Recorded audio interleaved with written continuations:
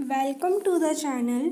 आज हम वारसा पैक्ट के बारे में बात करने वाले हैं। इसको वारसा संधि भी कहा जाता है।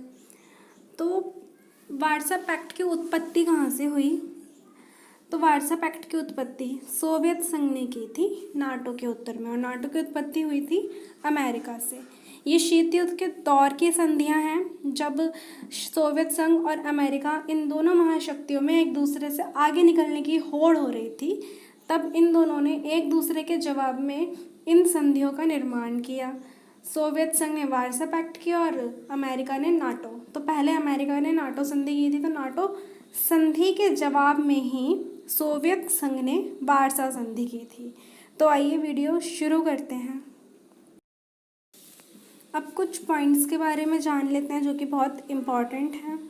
वारसा पैक्ट की स्थापना 1955 में हुई थी।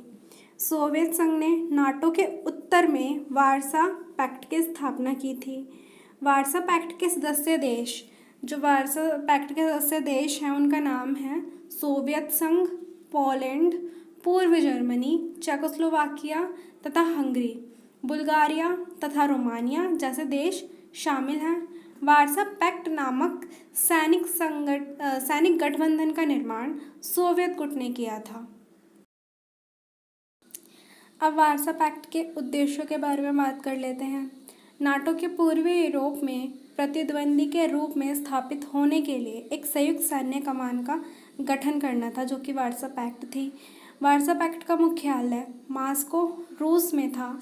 वारसा पैक्ट 1991 में समाप्त हो गया, यानी कि ये आज नहीं है। वारसा संधि के देशों पर सोवियत संघ के नियंत्रण में 1989 और 1990 में तेज़ी से ह्रास हुआ, यानी कि जो वारसा पैक्ट के सदस्य देश थे, उन देशों पे से अब सोवियत संघ का जो नियंत्रण था वो बहुत कमज़ोर होने लगा था। जब पोलैंड, हंगरी, पूर्वी जर्मनी और चेकोस्लोवाकिया में कमोवेश शांतिपूर्ण क्रांति के द्वारा साम्यवादी सरकारों को पदयुक्त कर दिया गया। 1990 में हंगरी ने 1991 तक वारसा संधि से अलग हो जाने की घोषणा की, यानी कि ये जितने भी सदस्य देश थे एक एक करके वारसा पैक्ट से अलग होने लग गए थे। इन देशों पे से सोवियत संघ का जो प्रभाव था वो कम होने लगा था। पोलैंड और चेकोस्लोवाकिया ने भी संधि से अलग होने की घोषणा की। जर्मनी के एकीकरण के साथ ही पूर्वी जर्मनी की सदस्यता भी समाप्त हो गई। सोवियत संघ के विघटन के बाद संधि को भंग कर दिया गया और इस प्रकार यह संगठन अब अस्तित्वहीन है, यानी कि 1991 में सोवियत संघ का विघटन हो गया, तो उसी के साथ ही वारसा पैक्ट का भी विघटन हो गया। वारसा पैक्ट का अस्तित्व सोवियत संघ के विघटन के पश्चात ही समाप्त हो गया था। सोवियत संघ और अमेरिका, इन दोनों महाशक्तियों के कारण शीत युद्ध की उत्पत्ति हुई थी तथा दोनों महाशक्तियों के बीच कटु संबंध, तनाव तथा ईर्ष्या की भावना पैदा हो गई थी। जो दोनों देश थे एक दूसरे से आगे निकलने की होड़ में इतना उलझ चुके थे कि इन दोनों देशों के बीच युद्ध होने की एक संभावना बन गई थी, लेकिन युद्ध नहीं हुआ था। अगर युद्ध हो जाता तो दोनों ही देशों का बहुत नुकसान होता और विजेता को समझना दुनिया के लिए बहुत मुश्किल हो जाता।